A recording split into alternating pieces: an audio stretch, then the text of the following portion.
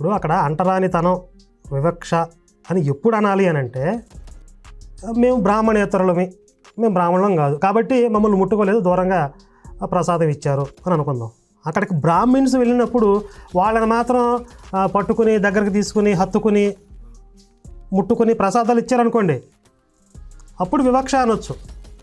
మేమే కాదు, ఎంత పెద్ద నిష్ఠలో ఉన్న బ్రాహ్మణులు సైతం వెళ్ళినా వాళ్ళని ముట్టుకోరు. ఎందుకంటే పీఠాధిపతికి ఉండేటటువంటి గౌరవం అది.